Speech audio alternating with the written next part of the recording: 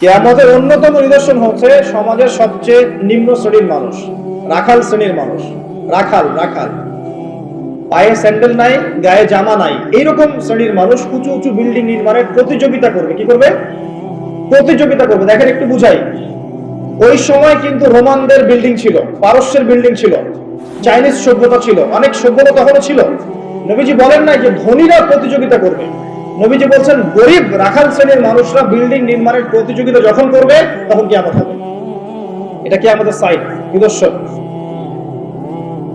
আমাকে উত্তর দেন, কিভাবে একজন গরিব মানুষ যার স্যান্ডেল কেনার টাকা নেই সে কিভাবে উঁচু বিল্ডিং করতে পারে? How is this possible? কিভাবে সম্ভব? দুইটা ওয়ে আছে। এক, রিবা, যান লোন নেন বিল্ডিং করেন, ব্যাস। আর কি? করাপশন, অন্যের সম্পদ আত্মসাৎ করেন, আপনি এটা করতে পারবেন। আমানতের খেয়ানত করেন, সত্যকে মিথ্যা বাড়ান, মিথ্যাকে সত্য বাড়ান, সুদ খান, ঘুষ খান, দুর্নীতি করেন, আপনি এটা করতে পারবেন।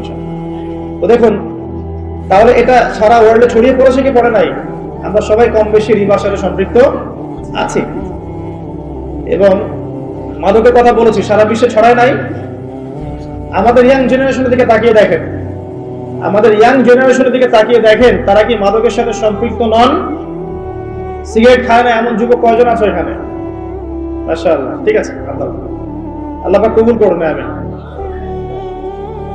ইসলাম পন্থীদের দ্বারাই কিছুটা সম্ভব, ইসলাম পন্থীদের দ্বারাই সম্ভব আসলে মাদক থেকে দূরে থাকা। অন্যদের দ্বারা কি সম্ভব? প্রত্যেকটা ইউনিভার্সিটিতে যান, আমরা পড়াশোনা করেছি না, ছেলে মেয়ে একসাথে বসে স্মোক করছে, করছে না? করছে। মানুষ স্মোক করাটা তো এখন ফ্যাশন। এখন তো মানুষ গাঁজা, ইয়াবা, ফেন্সিডিল, হেরোইন এই পর্যন্ত চলে গেছে, তাই না? এবং মাদকের যে ভয়াবহতা, আমাদের মাদক দ্রব্য নিয়ন্ত্রণ অধিদপ্তরকে জিজ্ঞাসা করলে বুঝবেন যে কি পরিমাণ মাদক বাংলাদেশে চলছে। এই জাহিলিয়াত এখন নাই ভাই। তারপরে নারীর যে অপমানের কথা বলেছিলাম, এটা নাই। মেয়েদের কোনো সম্মান আছে এখন? মেয়েদের ইজ্জত সম্মানের কোনো দাম আছে এখন? এই যে পর্ন ইন্ডাস্ট্রি বলে একটা কথা আছে, পর্ন ইন্ডাস্ট্রি, সারা ওয়ার্ল্ডে যে পর্নের একটা ইন্ডাস্ট্রি চলছে, এখানে মেয়েদেরকে পণ্য বানানো হয়নি? যখন একটা মেয়ের ইজ্জতকে বিক্রি করে দেওয়া হয়, মুসলিমরা তার বিপক্ষে কথা বলে, তখন কিছু নারীবাদীরা মুসলিমদের বিপক্ষে দাঁড়িয়ে যায়। কিন্তু ওই নারীবাদীরা তখন দাঁড়ায় না যখন এই মেয়েদেরকে পতিতালয়ে যেতে হচ্ছে, দাঁড়ায়? বরং কখন, যখন তারা পতিতালয় থেকে ফেরত আসছে, তখন স্লোগান দিচ্ছে যে আমার দেহ আমার সিদ্ধান্ত, আপনি কথা বলার কে? তো দেখুন, মেয়েদের কোন জায়গায় নিয়ে আসছে এখন আমরা। একটা বাচ্চা মেয়েকে এখন সেফ মনে করা হচ্ছে না। একটা বাচ্চা মেয়েও এখন ধর্ষণ থেকে রেহাই পাচ্ছে না। এর জন্য শুধু কি মেয়েটা দায়ী? মেয়েটার এখানে কি দোষ আছে? দোষ কার? নিঃসন্দেহে আমাদের। এবং পর্নোগ্রাফির ফলে প্রত্যেকটা পুরুষকে জানোয়ার বানানো হচ্ছে। পর্নোগ্রাফি কেন দেওয়া হয়েছে? বিকজ যাতে করে আমাদের এই যুব সমাজের তরুণ যুবকরা, টকবকে রক্ত যাদের, এরা যেন ভিতর থেকে পশু হয়ে যায়। আপনি স্বাভাবিক একটু বোঝেন, স্বাভাবিকভাবে বসে আছেন, কোরআন তেলাওয়াত করছেন, নরমালি বসে আছেন, আপনি 5 ওয়াক্ত নামাজ পড়েন, জিকির আজকার করেন, কোরআন তেলাওয়াত করেন। এখন আপনি বসে বসে কোরআন চর্চা করছেন, হাদিস চর্চা করছেন, কিছু লিখছেন, লেকচার রেডি করছেন, গবেষণা করছেন। এই মানসিকতা কি সম্ভব একটা মেয়েকে রেপ করা? বলেন, পসিবল? আপনি গোপনে এখন পর্ন দেখছেন, গোপনে, কেউ নাই, একা। এখন আপনি আর হালাল হারাম মাহারাম গায়রা মাহারাম কিচ্ছু ভাবার সময় আপনার মাথায় এখন নাই, ঠিক আছে?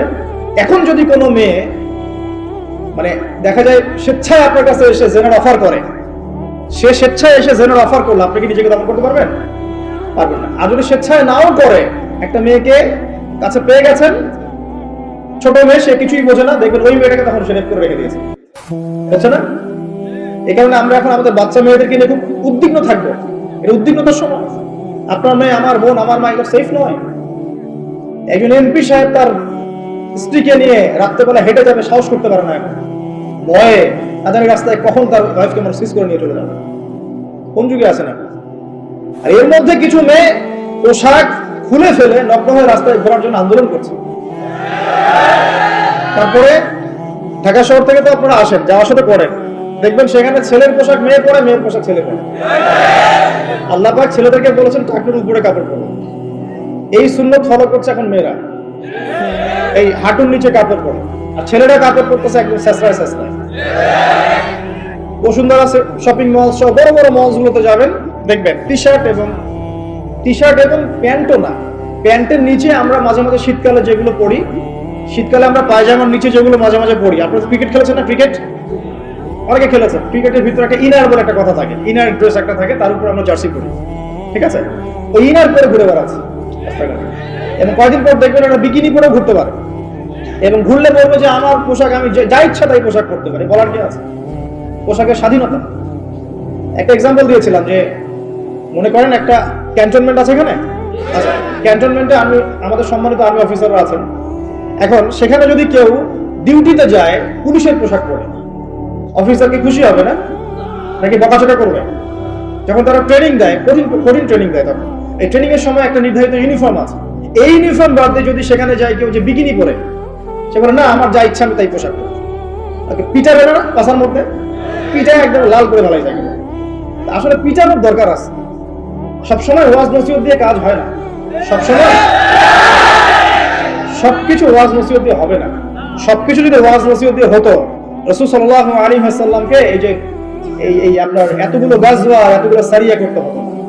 সবকিছু যদি ওয়াজ নসিহত দিয়ে হতো, তাহলে এই যে চুরি করলে চোরের হাত কাটতে বলা হতো না, মদ খেলে 40টা বেত্রাঘাতের কথা আসতো না, বিবাহিত ব্যক্তি ব্যভিচার করলে রজম করার কথা আসতো না। সত্যি কথা হচ্ছে শাস্তির প্রয়োজন আছে। মোবাইল কোড করে যখন এদেরকে শাস্তি দেওয়া হবে, ইনস্ট্যান্ট দেখবেন সব ঠিক হয়ে গেছে। এরকম 2-4টাকে ধরে 2 দিন 3 দিন রিমান্ডে রাখলে দেখবেন সব ঠিক হয়ে গেছে। এখন পারতেছি না। যদি আল্লাহ পাক কখনো মুসলিমদেরকে এমন কোনো ক্ষমতা দেন, আর কেউ করুক না করুক, আমি করে দেখাবো। 1 মাসের মধ্যে সিধা হবে, 1 মাসে, উইদিন 1 মান্থ সিধা।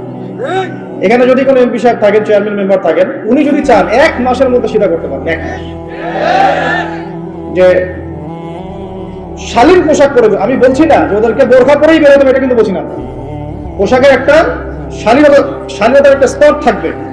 শালীন পোশাক পরেন। বাঙালি সংস্কৃতির কথা বলে না, বাঙালি সংস্কৃতির পোশাকই পরুক, তার শালীন পোশাক পরে যেন বেরোয়। আমাদের মা বোনরা এইসব ধোকায় পড়ে দেখবেন নিজেরা যেমন ফ্যামিলিস্ট হয়ে যাচ্ছে, পোশাক পরিবর্তন করে ফেলছে, পর্দা উঠিয়ে দেওয়া হচ্ছে। এবং এরা যখন বাইরে মৌমাছির মতো বের হচ্ছে, এর উপর আবার পর্নোগ্রাফি আছে, যুবকরা মাদকাসক্ত, পর্নোগ্রাফিতে আসক্ত, ফ্রি মিক্সিং, সব মিলে একটা মেসাকার অবস্থা। তখন সমাজের কাঠামো কিন্তু আর ঠিক থাকবে না, থাকবে মেয়ের ইজ্জতের কোনো দাম থাকবে না। আমি একটা পয়েন্ট থেকে এখানে এসেছি, দেখেন আইয়ামে জাহিলিয়াতের ওই যে নোংরামি, বেহায়াপনা, জেনা, নারীর অবমাননা, এটা কি এখন নাই? আইয়ামে জাহিলিয়াতে কি পর্নোগ্রাফি ছিল? শুধু আমেরিকাতে $12 বিলিয়ন বিজনেস হয়, সারা ওয়ার্ল্ডে পর্ন দিয়ে $92 বিলিয়ন ব্যবসা করে তারা। এটা ব্যবসা, একটা ফিল্ম ইন্ডাস্ট্রির মতো। তো এই জিনিসটাকে আইয়ামে জাহিলিয়াতে ছিল। তারপর আমরা ওই যুগটাকেই সবচেয়ে খারাপ বলি, আমাদের যুগটাকে বলি উন্নতির যুগ, সভ্যতা সংস্কৃতির স্বর্ণ শিখরে পৌঁছে গেছে আমরা, তাই না? তো দেখুন, আমি এক কথাই বোঝাতে চাচ্ছি আপনাকে যে সময় আপনি আমি বসে আছি, এখন ভালো থাকবেন কিভাবে? বিকজ আপনি তো আইয়ামে জাহিলিয়াতের মধ্যে বসে আছেন। এখন এখান থেকে বের হবেন কিভাবে, বা এই যুগে আপনি নিজেকে টিকিয়ে রাখবেন কিভাবে, আর টিকিয়ে রাখলে আল্লাহ পাক আপনাকে কি নেকি দিবেন, এইটুকু বলে শেষ করি। অনেক লম্বা আলোচনা করলে অনেক কথা বলা যাবে, কিন্তু কাজের কথা কিন্তু খুব অল্প। কাজের কথা বেশি না, কাজের কথা অল্প। কাজের কথা কি জানেন? কাজের কথা হচ্ছে সিচুয়েশন ভালো না, কাজের কথা হচ্ছে সামনের সিচুয়েশন আরো খারাপ হবে। কাজের কথা হচ্ছে এই সিচুয়েশনে নিজের ঈমান, আমল, পরিবার টিকিয়ে রাখতে হলে আমাদের প্রথমত দরকার তওবা করে আল্লাহর পথে ফিরে আসা, 1 নম্বর কাজ। 2 নম্বর হচ্ছে নিজের কবরের ফিকির করা, যে আমাদের সময় চলে যাচ্ছে ভাই। ওই যে ইমাম রাজি রাহিমাহুল্লাহ একটা ঘটনা আছে সূরা আসরের তাফসিরে পড়লে দেখবেন, জালালাইনে আছে, মারিফুল কোরআন এবং ইবনে কাসিরে আছে, যে তিনি বলছেন যে আমি সূরা আসর ওয়াল আসরি এর ব্যাখ্যা বা এর যে ইন্টারপ্রিটেশন, এটা শিখেছি কোথায়? বাজারে গিয়ে শিখেছি। কিভাবে? বাজারে গিয়ে তিনি দেখেছেন যে একজন বরফ বিক্রেতা সূর্য ডুবে যাচ্ছে, বাজার ক্লোজ হয়ে যাবে, তো বরফ বিক্রেতা চিৎকার করে বলছে, কেউ কি আছো আমার এই বরফ কিনবে? কেউ কি আছো আমার এই বরফ কিনবে? আমার বরফ গলে যাচ্ছে। তোমরা সেই বরফওয়ালার উপর রহম করো যার পুঁজি শেষ হয়ে যাচ্ছে। অন্য ব্যবসায়ীরা কিন্তু এমন করছেন না।